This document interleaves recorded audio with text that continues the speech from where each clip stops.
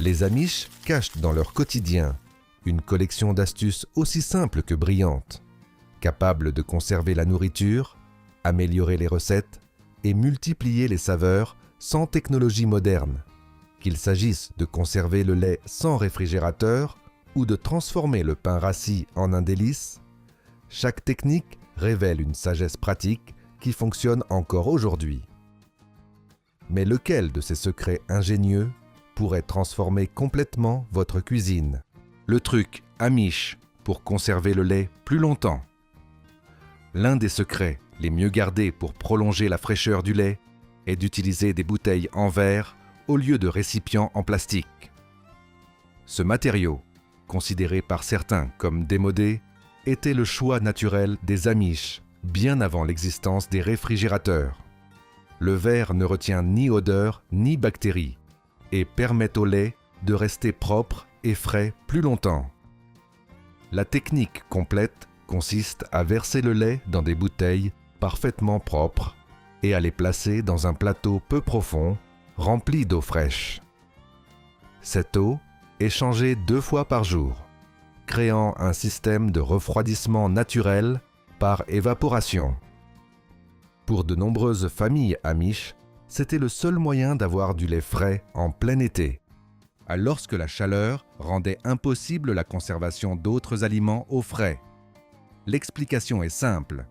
L'eau possède une haute capacité thermique et absorbe la chaleur ambiante avant qu'elle n'atteigne le lait.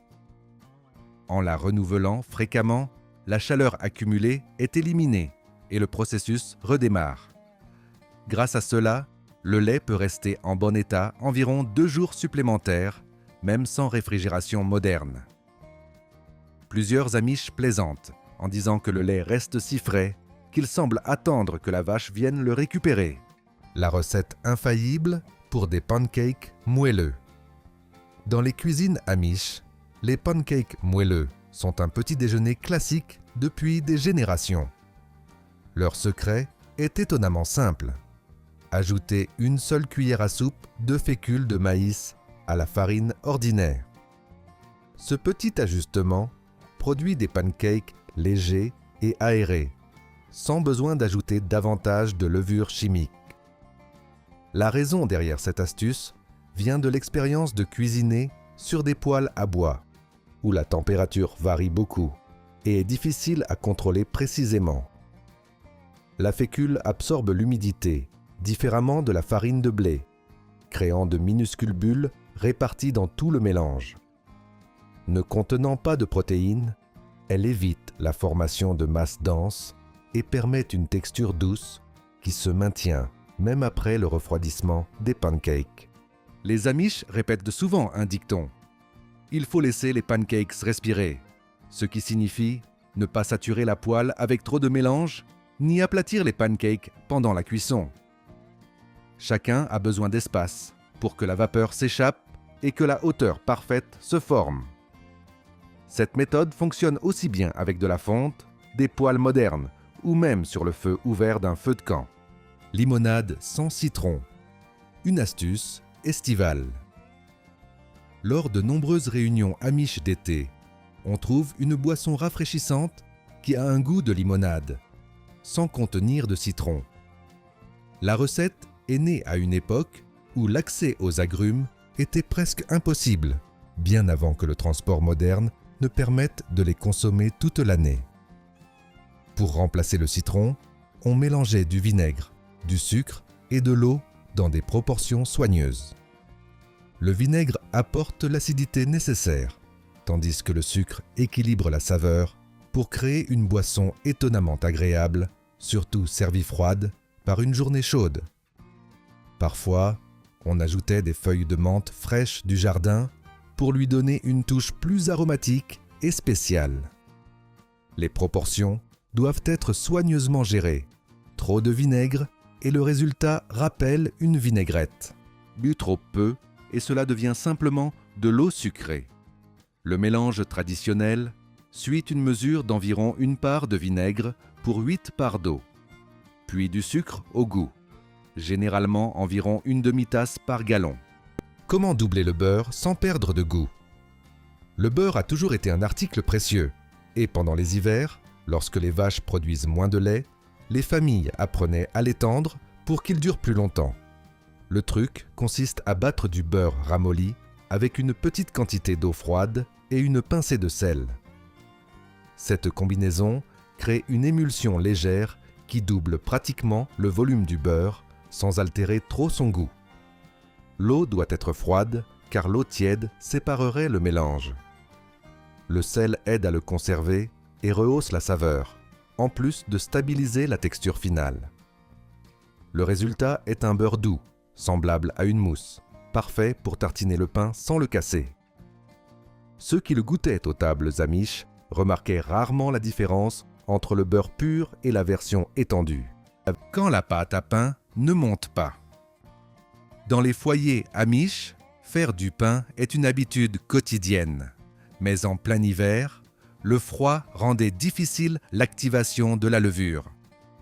La solution était aussi ingénieuse que simple. Ils chauffaient une brique ou une grosse pierre dans le four, puis la plaçaient près du bol où la pâte reposait.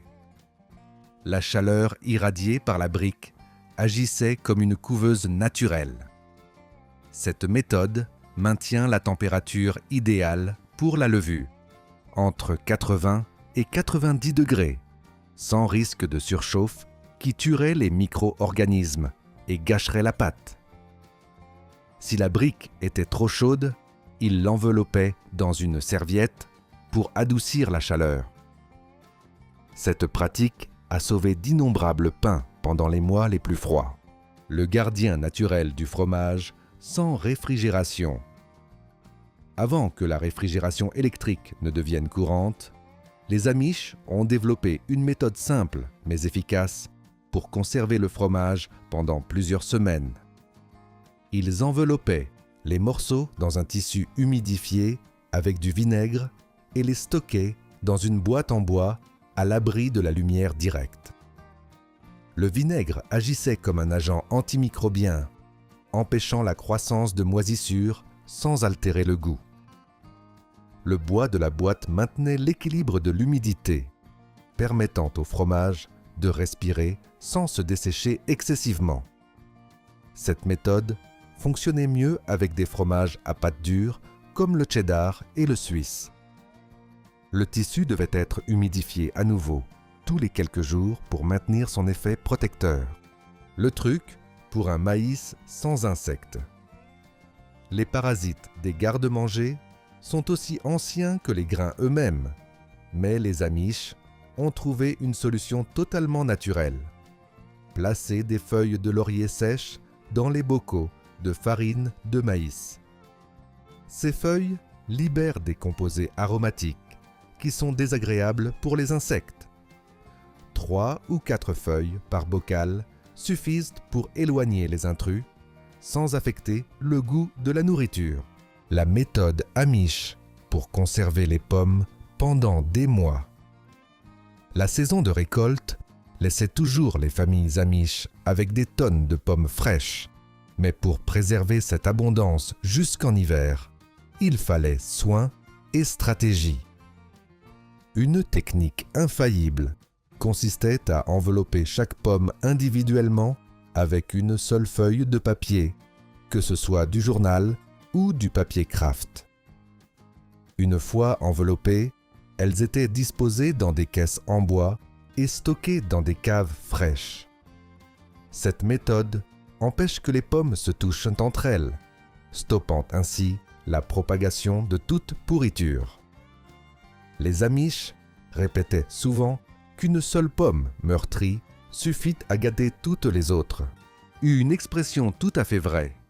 Les pommes endommagées libèrent du gaz éthylène qui accélère la maturation et la détérioration des fruits environnants. Le papier absorbe l'excès d'humidité tout en permettant à l'air de circuler doucement et le bois empêche la condensation, régulant naturellement la température. Les pommes dures, comme les variétés vertes, durent en plus longtemps que les plus tendres. Les familles vérifiaient leurs caisses toutes les quelques semaines et retiraient les pièces en mauvais état, maintenant le reste en excellent état pendant une grande partie de l'hiver. L'or du jardin, marque de café pour des tomates robustes. Parmi les pratiques de jardinage amish, l'une des plus admirées est la manière dont ils utilisent les restes du café du matin. Au lieu de les jeter, ils répandent le marc autour des plants de tomates. Un geste simple qui offre de nombreux avantages. Le café ajoute de l'azote, essentiel pour développer des feuilles fortes et des fruits abondants. De plus, la texture du marc de café aide à améliorer la structure du sol en l'aérant mieux et en favorisant le drainage dans les zones argileuses, tandis que dans les sols trop sablonneux, il aide à retenir l'humidité. Il fonctionne également comme une barrière discrète contre certains parasites, notamment les escargots, qui évitent l'acidité douce des grains. Les Amish ont découvert ces effets bien avant que des études modernes ne confirment aujourd'hui que les tomates cultivées avec du café peuvent produire jusqu'à 15% de fruits en plus que celles plantées en terre ordinaire. La clé consiste à répandre le marc en couches fines pour éviter qu'il ne se compacte et se transforme en un film qui repousse l'eau. Mousse de lait sans machine. Dans les matins amish, où le café est aussi courant que le travail matinal, il existe une astuce charmante pour obtenir une mousse de lait épaisse sans utiliser de machine électrique. Il suffit de verser du lait tiède dans un bocal en verre à couvercle hermétique, de le secouer vigoureusement pendant une demi-minute et de l'ouvrir pour découvrir une mousse étonnamment dense. Le lait doit être chaud, mais pas bouillant, idéalement entre 140 et 160 degrés, car cet intervalle permet aux protéines de s'ouvrir et de retenir l'air facilement. S'il est trop froid, il ne formera pas de bulles stables, et s'il est trop chaud, les protéines s'effondreront. Le bocal doit avoir de l'espace libre pour que le lait puisse se déplacer pendant qu'on le secoue. La mousse résultante est suffisamment ferme pour conserver sa forme lorsqu'elle est servie sur le café. De nombreux Amish plaisantent en disant que secouer un bocal n'est rien comparé à une journée de travail à la ferme. Comment faire de la crème aigre maison en quelques heures? Loin des marchés et des produits commerciaux, les cuisines amish reposaient sur des solutions simples lorsqu'une recette nécessitait de la crème aigre. Pour l'obtenir rapidement, ils mélangeaient de la crème épaisse avec une petite cuillère de vinaigre ou de jus de citron et laissaient reposer la préparation dans un endroit chaud pendant quelques heures. L'acidité fait coaguler les protéines du lait et épaissit la crème, créant cette texture lisse et légèrement acide si caractéristique. Le mélange est placé près d'une source de chaleur douce, comme un poêle à bois, ce qui accélère le processus sans risquer de cuire la crème. La proportion habituelle est d'une cuillère à café d'acide pour chaque tasse de crème. À la fin, on obtient une crème épaisse et délicieuse, parfaite pour la pâtisserie, la cuisine ou pour accompagner les plats. Le goût est souvent même plus frais que celui des versions industrielles, car elle ne contient ni stabilisant ni conservateur. Toutefois, elle doit être consommée rapidement pour en profiter à son meilleur point. Le secret pour conserver les baies plus longtemps. Les baies sont des trésors délicats qui se détériorent rapidement, et dans les fermes amish, où la récolte était abondante mais brève, apprendre à les préserver est devenu essentiel. L'astuce consiste à les plonger dès qu'elles sont récoltées dans un mélange d'eau avec un petit filet de vinaigre. L'acidité élimine les champignons et les bactéries qui commencent à les détériorer dès le premier instant. La solution est généralement préparée avec une partie de vinaigre pour 3 parties d'eau. Les baies sont trempées pendant quelques minutes, rincées à l'eau claire, puis soigneusement séchées. La phase de séchage est cruciale. L'humidité accumulée est le principal ennemi de la fraîcheur. Une fois sèches, les baies sont stockées dans des endroits frais où elles peuvent durer jusqu'au double du temps habituel. Cette méthode fonctionne parce que la plupart des champignons proviennent directement du champ. Les éliminer immédiatement empêche leur reproduction. Les études modernes confirment que ce rinçage peut prolonger la vie des baies de 3 ou 4 jours à près d'une semaine complète. Sirop instantané sans érable. Dans de nombreuses zones amish, les érables ne poussent pas ou la production de sirop est limitée. Ils ont donc recours à une alternative maison pour accompagner crêpes, gaufres ou pain frit. Ils préparaient un sirop en faisant bouillir de l'eau avec du sucre brun et une touche de beurre, jusqu'à obtenir une consistance épaisse qui tombait lentement de la cuillère. Le beurre apporte une saveur plus profonde et le sucre brun ajoute une note de mélasse douce qui rappelle un peu le sirop naturel des arbres. Pour le rendre plus aromatique, ils ajoutaient une goutte d'extrait de vanille. Ce mélange nécessitait à peine quelques minutes d'ébullition, juste assez pour que la texture soit entre liquide et soyeuse, plus dense qu'un simple sirop sucré, mais pas aussi épaisse que le miel. Un substitut d'œuf pour les urgences.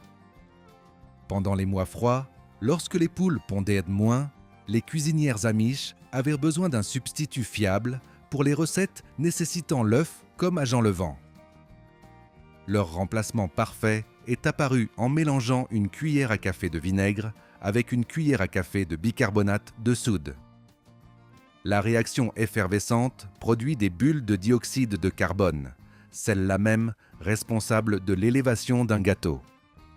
Ce truc est idéal pour les gâteaux et les cakes, où le rôle principal de l'œuf est d'aider la pâte à gonfler. Il ne fonctionne pas aussi bien dans les préparations où l'œuf apporte de la structure, comme dans les flans ou les crèmes anglaises. Le mélange doit être intégré juste à la fin, car la réaction est immédiate et perdrait de sa force si préparée trop tôt. Comment éviter les fonds de tarte détrempés? Peu de frustration culinaire égale celle de couper une tarte et de découvrir un fond détrempé. Pour l'éviter, les pâtissières amish ont conçu un truc aussi simple qu'efficace. Saupoudrer une fine couche de flocons d'avoine moulus sur le fond cru avant d'ajouter la garniture. L'avoine agit comme une éponge qui absorbe l'excès de jus libéré par les fruits pendant la cuisson. La quantité doit être minimale, juste quelques cuillères, suffisamment pour protéger la pâte sans affecter le goût de la tarte. Même avec des garnitures très juteuses, cette technique garantit un fond ferme et doré. Avec le temps, elle est devenue une tradition familiale, transmise avec les recettes les plus chères. Le gardien secret des biscuits moelleux. Les biscuits faits maison ont tendance à durcir rapidement, mais les Amish ont découvert un truc qui les garde moelleux pendant des jours. Placer une tranche de pain à l'intérieur du bocal où ils sont conservés. Le pain libère son humidité de manière lente et constante, préservant ainsi la texture des biscuits. Le pain sèche et durcit, mais cette perte d'humidité est précisément ce qui redonne la douceur aux biscuits. Cette technique fonctionne particulièrement bien avec les biscuits à l'avoine ou aux pépites de chocolat. Il est nécessaire de remplacer la tranche tous les quelques jours, une fois qu'elle a libéré toute son humidité. La seconde vie du jus de cornichon. Dans les cuisines amish, gaspiller de la nourriture est presque un péché. C'est pourquoi, quand le dernier cornichon disparaît du bocal, le jus restant n'est jamais jeté. Ce liquide, plein de vinaigre, de sel et d'épices, devient une ressource précieuse pour mariner des œufs durs, des légumes frais et même des restes de poulet. Les œufs plongés dans ce mélange acquièrent une texture ferme et un goût légèrement acide qui en font un encas parfait pour les longues journées de travail. Les concombres ou les carottes crues se transforme en pickle rapide après avoir reposé quelques jours. Et le poulet mariné dans ce liquide reçoit une tendreté surprenante, car l'acidité aide à briser les fibres et à rendre la viande tendre. Ce jus peut être réutilisé 2 voire 3 fois avant de perdre sa puissance, car le sel et le vinaigre maintiennent un environnement inhospitalier pour toute bactérie. Ainsi, une préparation qui pour beaucoup n'a pas de valeur devient, aux yeux des Amish, ce qu'ils appellent avec humour leur or liquide pour les restes, le sauvetage des légumes flétris. En été, lorsque la chaleur s'intensifie et que la récolte est abondante, certains légumes se flétrissent avant d'atteindre la cuisine. Pour les Amish, cependant, cela ne signifie pas qu'ils doivent être jetés. La solution consiste à plonger carottes, céleri ou laitue dans un récipient d'eau froide avec une pincée de sel. Ce procédé fonctionne grâce à l'osmose. L'eau rentre dans les cellules de la plante, leur redonnant fermeté. Après quelques heures, des légumes qui semblaient destinés au compost retrouvent une apparence fraîche et un croquant agréable. Cependant, ils doivent être utilisés rapidement, car même s'ils retrouvent leur forme, ils ne conservent pas la longévité d'un légume fraîchement récolté. Oh, les cuisinières Amish savaient que le secret résidait dans le fait de garder l'eau à l'abri du soleil, car la chaleur affecterait le processus. La méthode fonctionne particulièrement bien avec les feuilles qui ont perdu en humidité, comme les épinards, les blettes ou les laitues. C'est une manière simple d'honorer chaque aliment qui arrive à la table. Transformer du pain rassis en une douceur irrésistible. Dans les foyers Amish, le pain n'est jamais gaspillé. Lorsqu'il commence à durcir, il devient un dessert croustillant et parfumé, en étant frit dans du beurre avec du sucre et de la cannelle. Les morceaux de pain sont coupés en cubes, dorés lentement, et acquièrent une texture croustillante à l'extérieur et légèrement moelleuse à l'intérieur. On appelle cette douceur le caramel du pauvre, bien que son goût n'ait rien d'humble. Le beurre fondant enrobe les cubes de pain, et le sucre se caramélise, formant une couche brillante. La cannelle ajoute cette touche chaleureuse et sucrée qui parfume toute la cuisine. Cette préparation se conserve bien dans des bocaux ou des boîtes et est parfaite pour accompagner des desserts, des fruits ou simplement à déguster seul. Les Amish ont découvert que le pain de la veille fonctionne mieux, car il maintient sa forme et absorbe le beurre de manière équilibrée. Le pain trop frais devient pâteux, tandis que le pain trop vieux perd sa structure. Le résultat final est une collation simple mais irrésistible, née de l'ingéniosité et du respect pour la nourriture. Une façon plus rapide de fouetter la crème. Fouetter la crème manuellement peut être une tâche épuisante, surtout dans les cuisines sans batteur électrique. Les Amish ont résolu ce problème en refroidissant à la fois le bol et les fouets avant de commencer. En gardant l'ustensile froid, les molécules de graisse dans la crème restent fermes et capables de retenir l'air rapidement. Plus le bol et les fouets sont froids, moins de temps est nécessaire pour obtenir une crème épaisse et stable. Certaines familles plaçaient l'équipement dans l'eau de source ou même sur de la neige fraîche en hiver. La crème devait aussi être bien froide, tout juste sortie du stockage. Avec tous ces éléments en harmonie, le temps de fouettage était littéralement réduit de moitié. Cette méthode permettait d'obtenir de la crème fouettée en quelques minutes, ou prête à napper les gâteaux ou accompagner les fruits. Parmi les cuisinières Amish, la phrase se répétait « Les outils paresseux donnent des résultats paresseux », rappelant que la préparation préalable est aussi importante que la technique elle-même. L'eau de cuisson de betterave comme élixir naturel. Lorsque les betteraves sont cuites, l'eau restant dans la casserole prend une teinte pourpre intense. Pour la plupart, c'est un surplus. Pour les Amish, c'est une boisson aux bienfaits inattendus. Cette infusion contient du fer et des minéraux qui se libèrent pendant la cuisson. Les femmes Amish avaient l'habitude de la conserver, de l'adoucir avec une cuillère à café de miel et de la boire froide. Ce tonique était particulièrement utile pendant les périodes de travail intensif, comme les récoltes, lorsque l'énergie s'épuisait plus rapidement. Le fer présent dans l'eau contribue à la formation de l'hémoglobine qui transporte l'oxygène dans le corps. Sans connaître les études modernes, les Amish savaient déjà que boire cette préparation les rendait plus forts. Le mélange doit être consommé dans 1 à 2 jours pour ne pas fermenter. Le goût, légèrement terreux, est adouci par le miel et, avec le temps, il est devenu un petit secret de la cuisine Amish pour revitaliser la famille après de longues journées. Le filtre à café réutilisable le plus simple. Quand il manque des filtres en papier, les Amish improvisent sans problème. Un simple carré de tissu à fromage fonctionne comme un filtre réutilisable pour préparer le café. Son tissage, suffisamment fin, permet le passage des huiles et de l'arôme tout en retenant les grains. Le résultat est une boisson plus aromatique que celle obtenue avec des filtres en papier, qui absorbent une partie de ces huiles.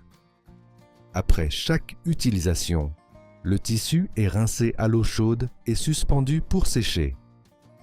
Certaines familles désignent un chiffon exclusif pour le café, le gardant séparé des autres utilisations dans la cuisine. Le tissu résiste à de nombreux lavages et peut durer des mois s'il est bien entretenu. Cette méthode, en plus d'économiser les ressources, nous ajoute une saveur plus intense à la boisson matinale.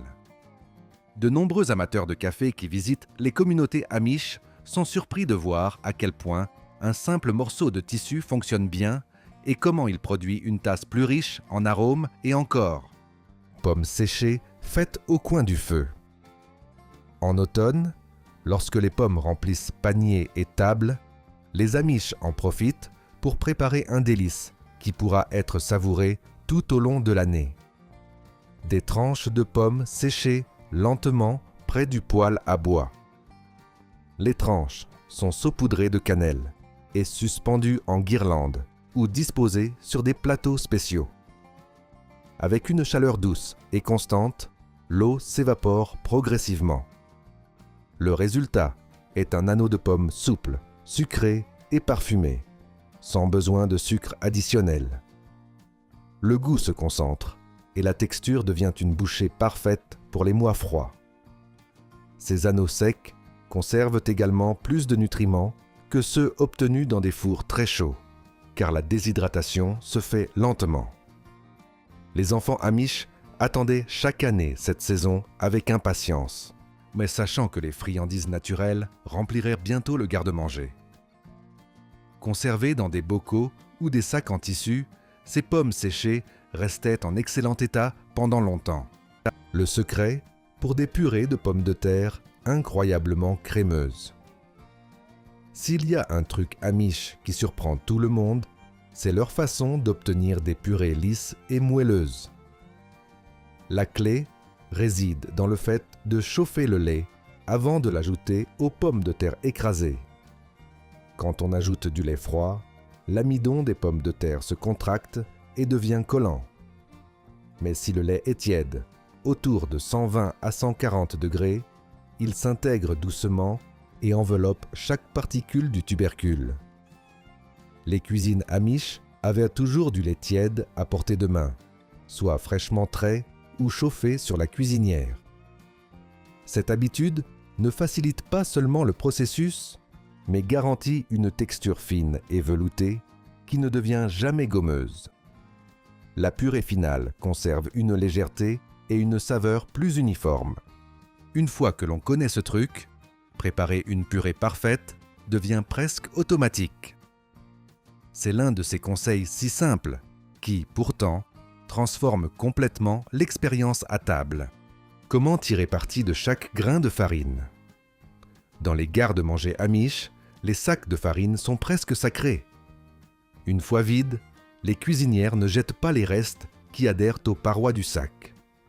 Au lieu de cela, elles coupent le bas du sac et secouent doucement les résidus sur un plateau. Cette petite quantité suffit souvent à épaissir une sauce légère, préparer une panure ou empêcher une pâte de coller au plan de travail. Les sacs de farine, faits de tissus épais, deviennent aussi des chiffons, des sachets pour herbes ou des toiles pour filtrer les bouillons. Le principe est simple, rien ne se perd. Même la poudre blanche que d'autres rejetteraient devient une ressource.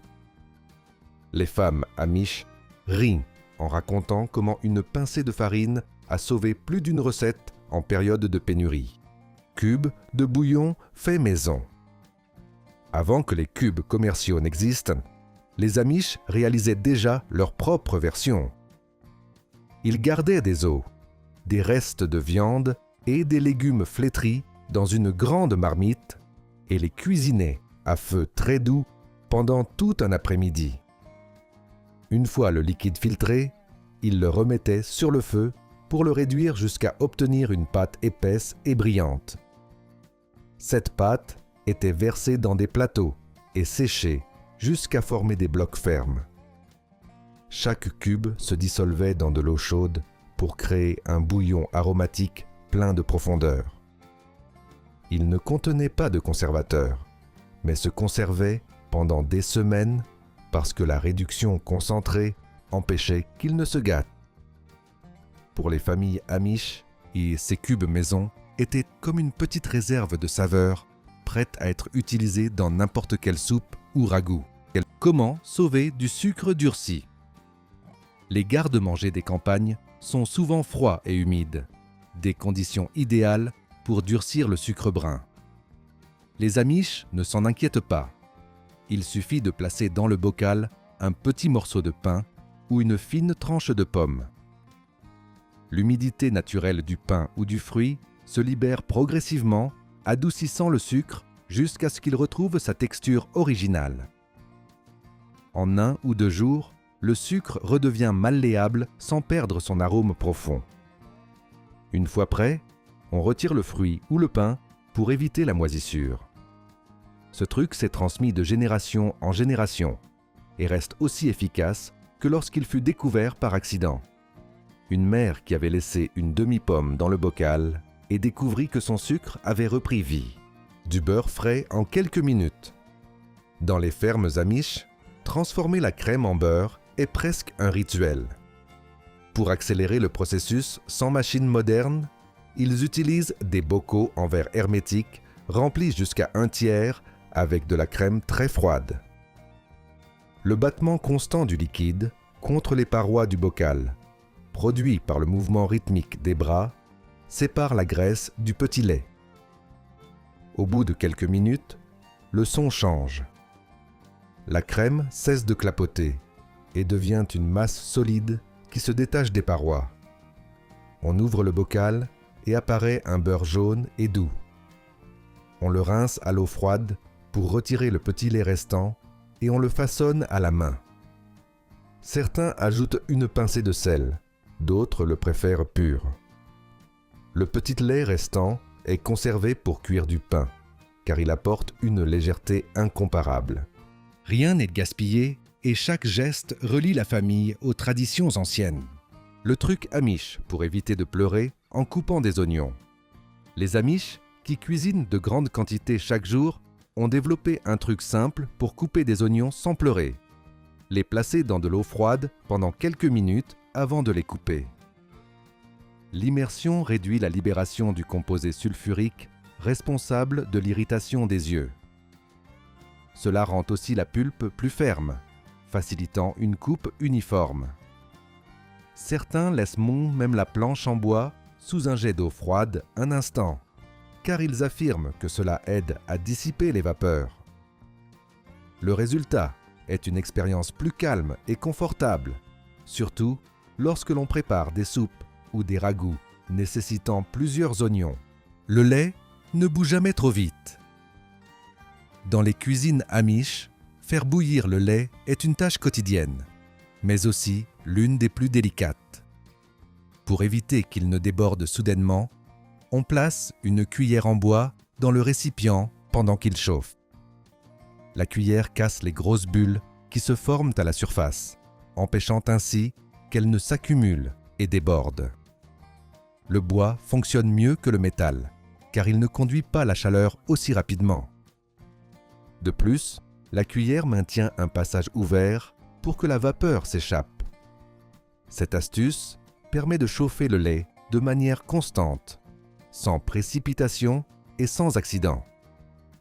De nombreuses petites filles amish l'apprennent dès leur jeune âge, comme une des bases des tâches en cuisine commune. Maïs parfaitement cuit sans perdre sa douceur. Le maïs doux fraîchement récolté a une courte durée de vie. Le sucre naturel commence à se transformer en amidon dès qu'il est séparé de la plante.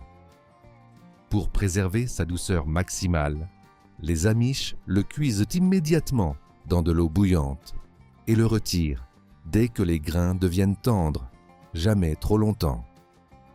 La clé est d'ajouter un peu de sel à l'eau, mais jamais de sucre. Le sel rehausse la saveur et maintient la fermeté du grain, alors que le sucre ne fait qu'adoucir le liquide sans améliorer l'épi. Une cuisson brève garantit un maïs juteux et brillant qui conserve l'essence sucrée du champ. La sagesse amish rappelle que la simplicité n'est pas synonyme de pauvreté, mais de profondeur. Chaque astuce, de chaque geste et chaque manière de prendre soin des aliments parle d'une relation respectueuse avec la terre et avec son propre effort. Dans un monde accéléré, ces pratiques nous invitent à marquer une pause, observer et apprécier ce que nous avons. Parfois, le traditionnel n'est pas un retour en arrière, mais un retour à l'essentiel. Si cette vidéo vous a plu et que vous êtes passionné par la culture amish, vous adorerez certainement celle-ci. N'oubliez pas de l'aimer et de vous abonner pour ne manquer aucune vidéo de la plus grande communauté amish de tout YouTube.